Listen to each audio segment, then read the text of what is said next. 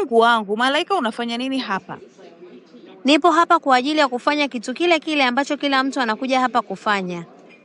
Hebu usinidanganye Malaika. Najua kabisa kwa hadhi ya huu mgahawa huwezi kununua hata maji ya kunywa. Labda useme umekuja kutafuta mabwana za watu.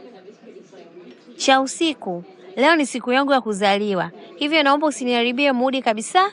Mimi nimekuja hapa kula chakula kama wewe ulivyokuja kula chakula. He. Malaika, hebu silazimishe maisha bwana. Wewe kwako ni kule kwenye migahawa inauza chakula bukubuku. Hapa hupawezi mama. Kwanza soda tu hapa wanauza 10,000. Kiko chakula utakiweza bei yake kweli? Hebu mwache dada wa watu bwana. Maana haujui amejipanga vipi hadi amekuja kula kwenye huu mgahawa. Huyu hana pesa, mimi ndio namfahamu vizuri. Yaani kiufupi maisha yake yanasikitisha.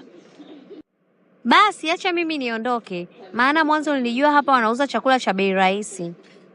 Dada, subiri kwanza usiondoke. Nilikusikia ukisema kuwa leo ni siku yako kuzaliwa. Ndiyo, leo ni siku yangu ya kuzaliwa, lakini naona nimeingia sehemu isiyo saizi yangu, hivyo acha tu niondoke. Hebu achana naye bwana. Mtu mwenyewe hajiwezi afu unataka kuendelea kupoteza muda wako kuongea naye. Dada, si kila mtu amezaliwa kwenye familia ya kitajiri. Halafu pia wewe uliye nacho unapaswa kumsaidia yule asiye nacho na sio kumcheka. Hapa unapoteza muda wako tu, kwa sababu siku zote maskini hawana shukrani. Hivyo ni bora uachane naye. Hapana, siwezi kumuacha. Kwa kuwa leo ni siku yake ya kuzaliwa, mimi niko tayari kumsaidia ili angalau na yeye ajisikie furaha siku ya leo. Sawa, kama umeamua kuchezea pesa zako. Malaika, agiza chochote unachojisikia, mimi nitalipa. Halafu pia chukua hii 100,000 ukajinunulie zawadi yoyote unayotaka. Asante sana dada yangu. Yaani sijui hata nitakulipa vipi kwa huu wema ulionitendea leo.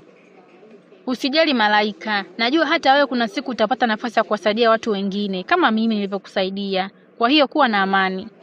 Nashukuru sana dada. Okay, ngoja nimwambie mhudumu maagizo ili aje akuhudumie. Sawa dada. Kaka, naomba umhudumie huyu dada kitu chochote atakachojisikia kula leo. Halafu bili yake utaniletea pale nje kwenye gari yangu. Sawa bosi.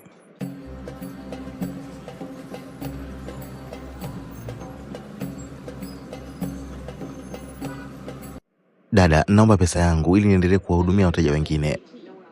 Subiri kwanza, ninalipa kwa simu. Dada, harakisha basi, unanipotezea muda. Kaka, samahani, simu yangu siioni.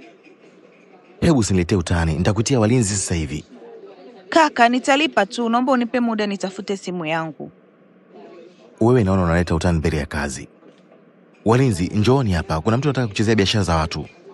Mhudumu, naomba umuache, mimi nitamlipia bili yake. Huyu ndo alikuwa anakusimanga ulipokuwa unaingia hapa? Ndiyo, ni yeye. Lakini yule dada aliyenilipia chakula leo aliniambia unapopata nafasi ya kumtendea mtu wema, unapaswa kufanya hivyo bila kujali kama alishawahi kukutendea ubaya. Ndio maana nimeamua kumlipia. Vizuri sana. Na hilo linapaswa liwe funzo kwa yule dada aliyekuwa anakusema vibaya. Asante sana Malaika, kwa kweli naomba unisamehe sana. Na pia kuanzia sasa na kuahidi sitarudia tena kukufanya ujisikie vibaya. Mimi nilishakusamehe cha usiku. Unachopaswa kufanya ni kutendea wengine wema pia. Sawa Malaika, na kuahidi nitafanya hivyo.